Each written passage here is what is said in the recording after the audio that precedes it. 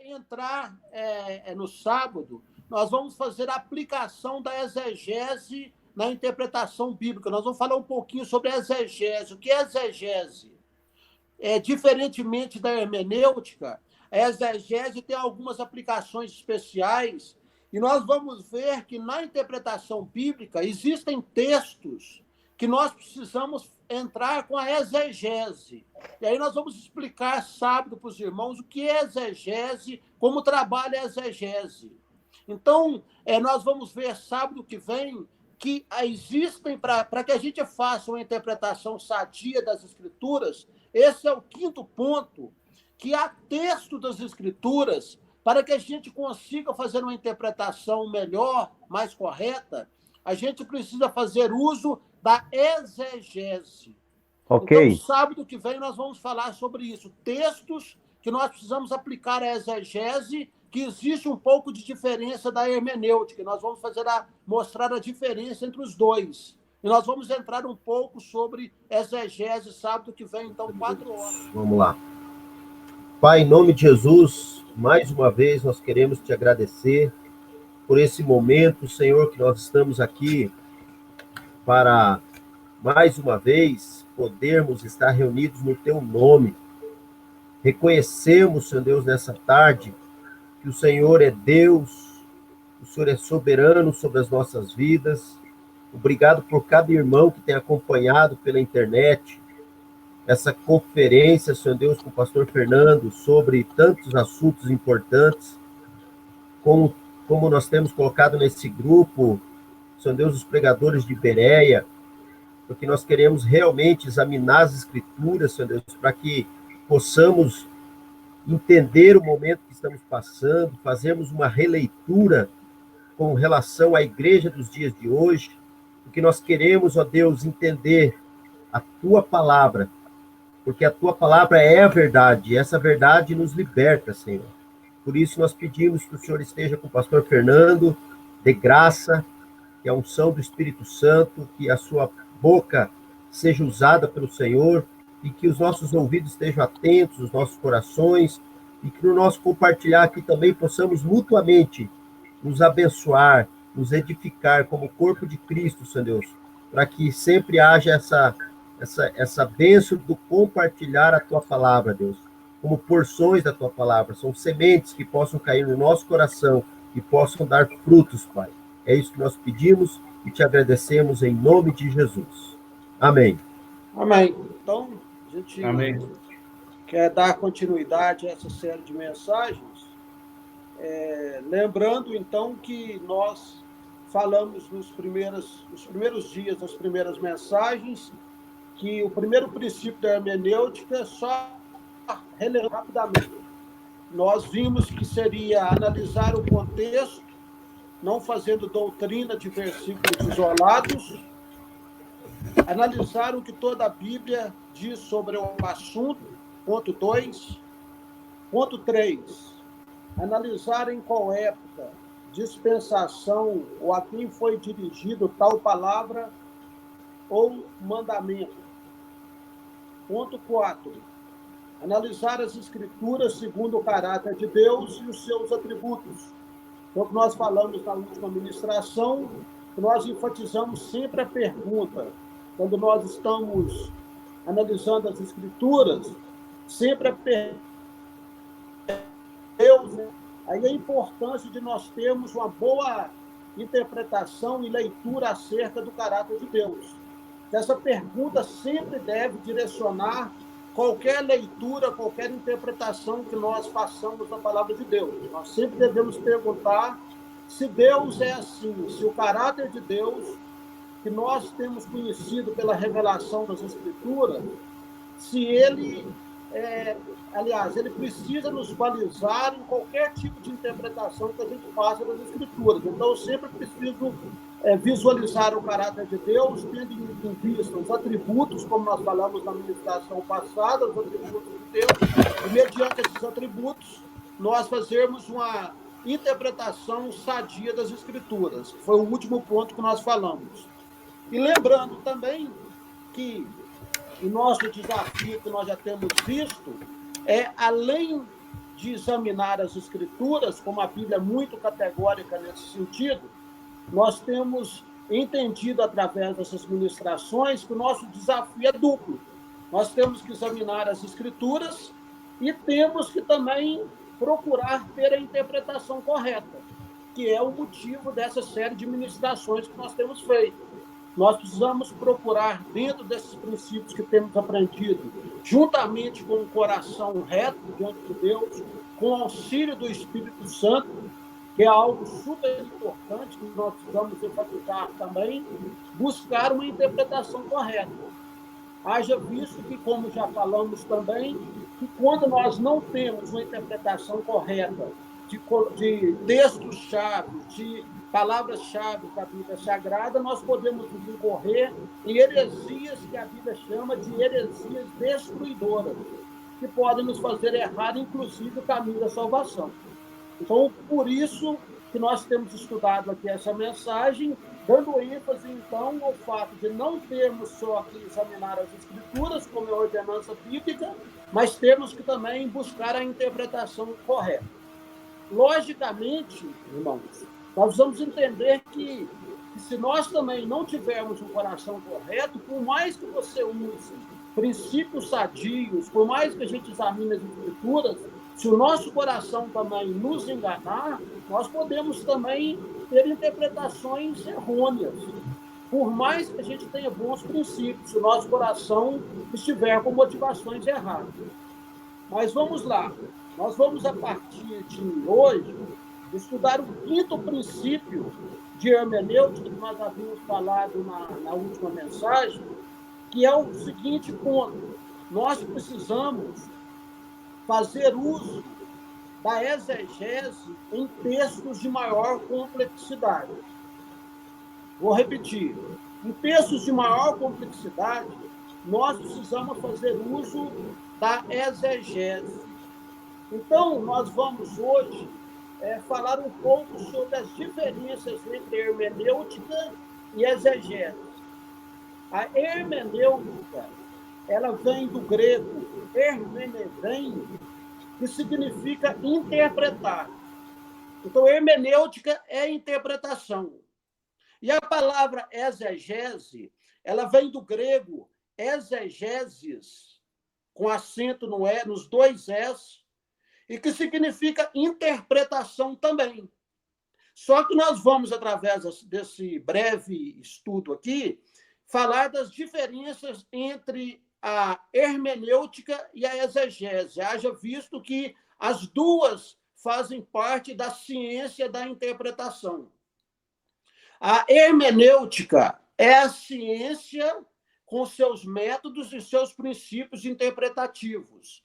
A exegese, ela também é interpretação, porém, ela é uma interpretação mais prática. É você mergulhar no texto.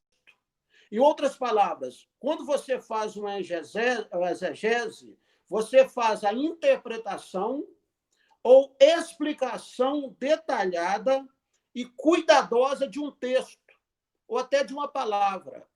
Então, a exegese é a interpretação ou explicação detalhada e cuidadosa de um texto ou mesmo de uma palavra. Agora, a diferença é que a hermenêutica ela é mais ampla, ela é a ciência. E a exegese é como se fosse a aplicação prática. É quando você pega um texto e você usa os princípios da hermenêutica, porém, na exegese, você faz uma interpretação mais profunda. Você mergulha na história daquele texto e o que ele pretende dizer. Então, na exegese, é como se fosse uma interpretação profunda de um texto onde você faz uso de alguns princípios que nós vamos estar enumerando aqui. Para a gente entender melhor, na prática, a diferença da hermenêutica e da exegese, eu queria que a gente pudesse abrir dois textos bíblicos para a gente fazer a diferenciação na prática da diferença entre hermenêutica e exegese. De uma forma mais simplificada, a gente poderia dizer que a hermenêutica é uma interpretação mais geral, mais simples. Enquanto que a hermenêutica é uma interpretação mais profunda, onde a gente mergulha no texto, mergulha na palavra e estuda e disseca aquele texto com profundidade. E na exegese, você usa princípios hermenêuticos, só que além dos princípios hermenêuticos, você usa também outros princípios que vão fazer com que você aprofunde naquele texto. Então, para a gente entender melhor, nós vamos abrir lá no livro de Salmo 137, 9. Salmo 137, 9, nós havíamos comentado esse texto quando nós falamos sobre princípios de interpretação no início. Salmo 137, 9, eu vou ler para vocês rapidamente. Nós estamos relembrando aquele versículo que diz: feliz aquele que pegar teus filhos e esmagá-los contra a pedra. Lembra que o pastor Gilberto, pedi para o pastor Gilberto fazer uma colocação sobre esse versículo? Então, quando nós lemos esse versículo, feliz aquele que pegar teus filhos e esmagá-los contra a pedra, o que nós vimos no dia que nós interpretamos esse versículo? Nós fizemos uso da hermenêutica. Nós fomos para o versículo 1, que fala que às margens do rio da Babilônia, nós nos assentávamos e chorávamos. Então, mediante esse versículo, nós fizemos o uso de analisar o contexto. Então, aqui nesse versículo, a gente vê claramente que, analisando o contexto, o salmista está falando de um momento onde Jerusalém se tornou dominada pelos babilônios. E o que aconteceu? Você, analisando esse versículo, você entende por que o salmista falou: feliz aquele que pegar teus filhos e esmagá-los contra a pedra. Por quê? Porque Jerusalém estava num momento que tinha sido dispersa, tinha sido dominada, e o salmista, tendo uma expressão de tristeza por aquela situação em que se encontrava Jerusalém, ele disse que seria feliz a quem pegasse os filhos de Babilônia e esmagassem contra a pedra. Então, interpretando o quê? Na revelação que o salmista tinha na época, que era a dispensação da lei, ele disse essa frase: mas se ele tivesse na dispensação da graça hoje, nós entendemos pelas palavras de Jesus que ele não poderia ter falado dessa maneira. Mas a revelação que ele tinha era a revelação da lei. E na lei, a revelação é olho por olho e dente por dente. Então, nessa revelação, ele disse essa frase. Então, nós entendemos aqui o princípio de verificar o antecedente, versículos anteriores, analisamos um pouco da história e, com isso, nós interpretamos por que o salmista disse essa frase. Então, de uma maneira, com a hermenêutica simples, uma interpretação, vamos dizer, mais superficial, nós entendemos por que o salmista, nesse versículo, fala dessa forma. Olhando, então, para a dispensação que ele estava vivendo, que era a dispensação da lei, e analisando um pouco do versículo 1, falando um pouco do que estava acontecendo com Jerusalém. Nós entendemos. Agora, se nós formos, por exemplo, para 1 Coríntios 11, os irmãos que tiverem as escrituras aí, 11, 1 Coríntios 11, do versículo 7 ao 16. 1 Coríntios 11, do versículo 7 ao 16. Paulo, nessa carta, começa a narrar, é um capítulo, que ele começa a narrar acerca... eu vou ler o versículo 5 em diante. Toda mulher, porém, que ora ou profetiza, com a cabeça sem véu, desonra a sua própria cabeça, porque é como se a tivesse rapada. Portanto, se a mulher não usa véu, nesse caso, que rape o cabelo. Mas se lhe é vergonhoso tosquiar-se ou rapar-se, cumpre-se-lhe-á usar véu. Para a gente ganhar tempo, esses versículos aqui, Paulo começa a falar sobre a questão de usar véu na igreja e começa a falar sobre cabelo. No versículo 14, nos versículos que se seguem, Paulo fala sobre a questão do véu como um símbolo de autoridade, e no versículo 14 ele fala: ora, não vos ensina a própria natureza ser desonroso para o homem usar cabelo comprido? e que, se tratando da mulher, é para ela uma glória, pois o cabelo lhe foi dado em lugar de mantilha. Então, quando a gente chega num texto como esse, o que a gente percebe? Que é um texto complexo, que é um texto que hoje muitas religiões usam até essa questão do cabelo e a questão do véu como um sinônimo de santidade. Na verdade, tem igrejas que as mulheres usam o véu e muitas pessoas interpretam isso como se fosse um símbolo de santidade. Agora, quando a gente entra nesse texto, o que a gente percebe? Que a gente precisa de uma interpretação mais profunda. E eu pergunto, será que a interpretação que a gente tem tido hoje, que algumas igrejas têm tido, que continuam usando, algumas igrejas usam véu, tem igrejas que têm essa questão do cabelo, de uso e costume, eles tiveram uma certa interpretação, mas nós percebemos que aqui que é um texto complexo. O que nós precisamos fazer? Nós precisamos fazer uso, então, da exegese. Nós precisamos aplicar um princípio de interpretação mais profundo. Aqui nós não vamos fazer uso só da hermenêutica, só da interpretação de uma maneira mais superficial. Nós vamos fazer uma exegese desse texto. E o que é fazer uma exegese desse texto? É você mergulhar nesse texto. E quando eu faço uma exegese, por exemplo, uma das primeiras coisas que eu faço é fazer uma análise literária. Eu vou analisar que, quando Paulo escreve isso aqui, ele está escrevendo uma carta. Para quem? Para os coríntios. Direcionado a quem? A cidade de Corinto. Corinto era uma das cidades mais cosmopolita que existia na época. Uma cidade com uma devassidão moral muito grande. Então, eu não vou fazer aqui, porque nós não vamos ter tempo, uma exegese mais aprofundada. Mas eu vou só explicar, a grosso modo, para os irmãos, o que seria essa exegese. Então, eu vou pesquisar sobre a cidade de Corinto, fazendo exegese, sobre os costumes da época.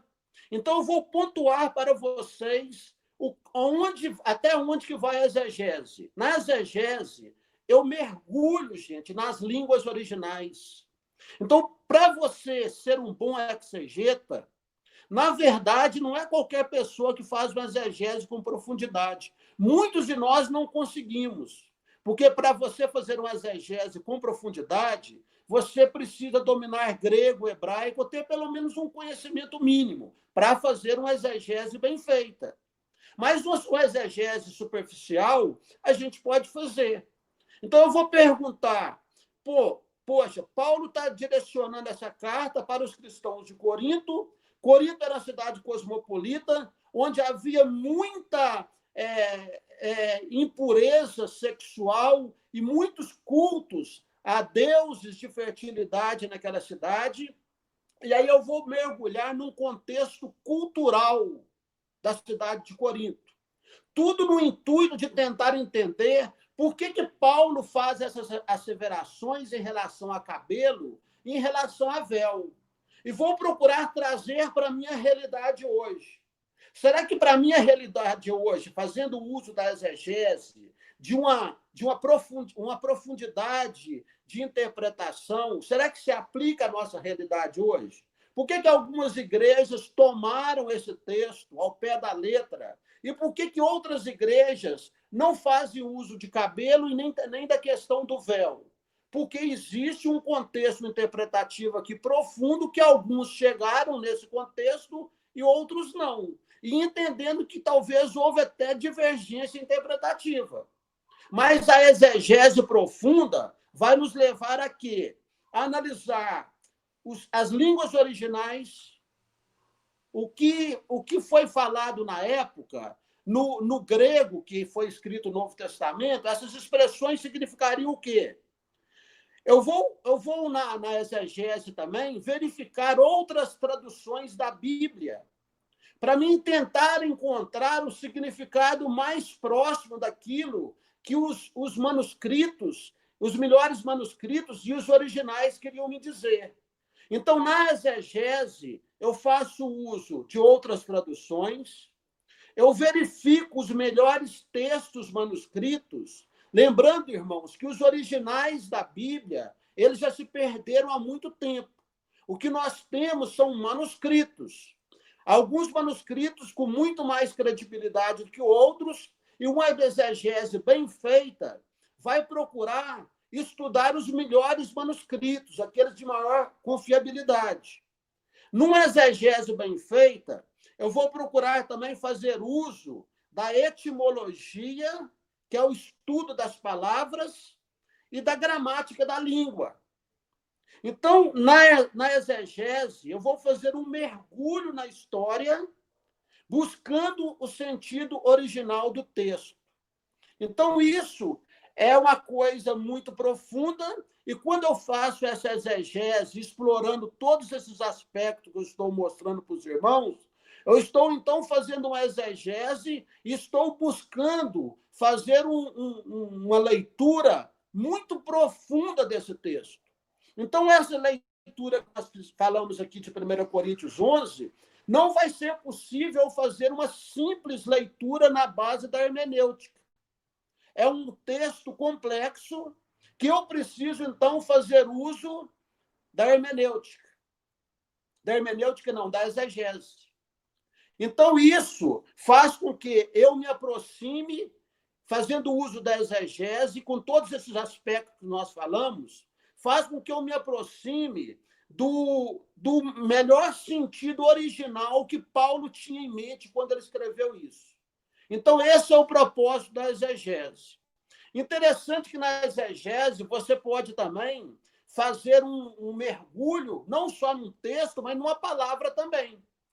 Por exemplo, a palavra apostasia, em 2 Tessalonicenses 2:3, existe, se os irmãos quiserem pesquisar na internet, um pastor chamado Nathan Rufino e um homem de Deus chamado Dr. Thomas Ice, que eles fazem uma exegese profunda da palavra apostasia. E é muito interessante, porque essa palavra apostasia, em 2 Tessalonicenses 2:3, quando Paulo fala que o dia do Senhor não viria sem que antes viesse a apostasia, geralmente nós traduzimos apostasia aí como se fosse esfriamento espiritual. É o ensino mais comum que nós temos, que o dia do Senhor, que é um período de provação, que são provavelmente os 7 anos da grande tribulação, esses dias, esse período de tribulação não viria sem que antes viesse a apostasia. A leitura que a gente faz é que apostasia aqui significa esfriamento espiritual, porque, de fato, um dos sentidos que a palavra apostasia tem é esfriamento espiritual. Só que apostasia não significa só isso. Apostasia tem vários sentidos. E para vocês depois, quem quiser pesquisar na internet e abrir nesses sites, você vai ver esses irmãos que eu disse fazendo a exegese dessa palavra apostasia e mostrando que apostasia nesse texto significa afastamento ou partida. Aí os irmãos fazem um estudo profundo da palavra, eles vão no original, eles vão no significado dessa palavra em textos e em Bíblias, traduções antigas, como a King James, fazem uso dos pais da igreja para mostrar que nesse texto não foi feita uma tradução, e sim uma transliteração dessa palavra, que é diferente. E aí, essa palavra aqui em 2 Tessalonicenses 2:3, ela tem um significado de partida, fazendo menção ao arrebatamento. E aí muda tudo de figura, gente, dando a entender que realmente o arrebatamento ele tem que ser pré-tribulacional. Por quê? Porque o dia do Senhor não viria sem que antes houvesse a partida, não o esfriamento espiritual. Então, quando é feita essa exegese por esses irmãos e coloca a palavra apostasia no seguinte sentido, de afastamento, de partida, aí fica muito mais claro. E aí, então, nós entendemos que a exegese é muito importante porque ela mergulha no sentido de uma palavra, a exegese mergulha no sentido de um texto e eu passo, então, a entender com mais profundidade o que o autor daquela carta, daquele livro, ele tinha em mente quando escreveu aquilo. Então, o uso da exegese é muito importante para que a gente consiga, então, interpretar textos de maior complexidade. Um outro exemplo que a gente poderia dar, que eu não vou adentrar aqui nessa tarde, seria o caso lá de Romanos 9, do 11 ao 18, quando Paulo começa a dizer sobre o fato de Deus ter amado a Jacó e aborrecido Esaú. É um texto de alta complexidade também. É até interessante, estava pesquisando ontem, e um autor de um livro de hermenêutica, dizendo que esse amar a Jacó e aborrecer Esaú não significa bem isso, no sentido original. Então, nós não vamos entrar em detalhes aqui, mas esse texto, por exemplo, de Romanos 9, versículo 11 e 18, que fala sobre esse assunto, é um texto que merece uma exegese, que merece um estudo mais profundo. Eu mergulhar nos textos, ir para o Velho Testamento, entender o porquê que Paulo falou isso. Será que realmente tem a ver com eleição, com livre-arbítrio? E isso é uma exegese. É um estudo mais profundo do que uma simples interpretação baseada na hermenêutica. Então, isso aqui é o segundo ponto, aliás, é o ponto quinto que nós havíamos falado sobre a importância de fazermos uso da exegese. Até aqui ficou claro? Podemos continuar? Então, a exegese é uma interpretação mais profunda de um texto, de uma palavra, enquanto que a hermenêutica também faz uso da interpretação, porém de maneira mais como a ciência, como princípios mais mais gerais, menos específicos. Essa é a diferença. Mas tanto a exegese como a hermenêutica trabalham a questão da interpretação dos textos, sendo que a exegese você pode ser específico até em relação a uma palavra. O uso, então, da exegese enriquece muito. Então, há textos, como eu disse lá em Romanos 9, quando Paulo começa a falar sobre Esaú e Jacó, sobre uma eleição ministerial, porque, na verdade, muitas pessoas confundem esse texto achando que se trata de uma eleição salvífica. E, na verdade, Paulo está falando ali de uma eleição ministerial, se você ler o contexto. E aí é um outro texto que exige uma exegese, que você faça um mergulho nesse texto, vá para o Velho Testamento, o que significa esse amar Jacó e aborrecer Esaú. Como eu disse, há intérpretes da Bíblia que falam que esse texto não significa amar menos, como se amou Jacó e aborreceu Esaú, significa que Deus não teve um prazer maior em Esaú, mas não nesse sentido que está escrito no texto. Então, a exegese nos leva a uma interpretação onde você mergulha historicamente em tudo. Você faz uma análise do grego, do hebraico, você faz um mergulho na história, você faz um mergulho, como eu já disse, na questão cultural. Tudo isso envolve exegese. Então, você tem uma interpretação muito mais profunda em relação àquele texto. Então, espero que os irmãos tenham entendido de uma maneira prática a diferença entre exegese e hermenêutica, entendendo, então, que ambas fazem parte da ciência interpretativa. Só que a exegese é mais profunda, é mais específica e mais prática, enquanto a hermenêutica é a ciência, com todos os princípios, e de uma maneira mais superficial, vamos dizer assim. Tá? Então, nós vamos passar agora para o outro ponto, que seria o sexto, em relação à questão de princípio hermenêutico. Quando a Bíblia deve ser interpretada literalmente, no seu sentido usual e comum, e quando ela precisa ser interpretada figuradamente. Isso é muito importante, gente, porque muitas vezes a Bíblia está repleta de passagens no sentido figurado. Já perceberam isso?